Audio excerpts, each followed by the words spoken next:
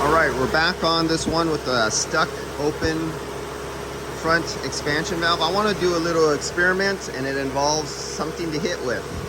So we're stuck at 36 psi. I have it at 2,000 RPMs.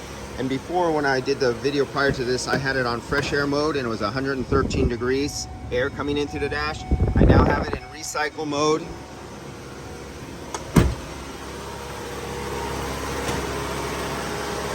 So 32 and do that. Okay, now let's come over here. Sometimes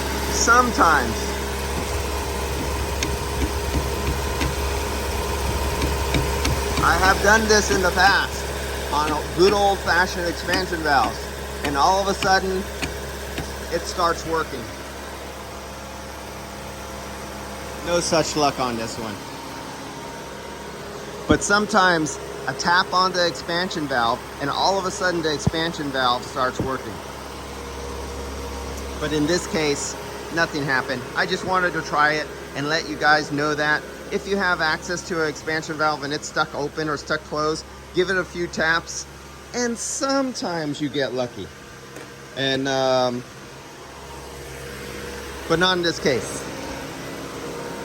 So we'll find out later on. You see it's running 2,000 RPMs. As the interior is cooling at 2,000 RPMs, it's kind of going down lower and lower. And our temperature is going lower. Let's open up the coolant. Oops, go back. Let's open up the coolant passages and see if we have any effect there.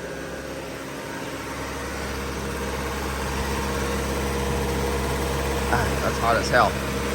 The exhaust manifold is right there. So you got a couple hundred degrees. I'm not going to open that right now. I got to get going. I'm really late, and because I wanted to make this series of videos, and I did not know this vehicle was going to turn into a diagnosis procedure. And so I'm late to the next guy, and I got to get out of here. But we will come back onto this vehicle after they replace the 2 expansion valves and the receiver dryer. And I want to inspect the old ones too. That's it.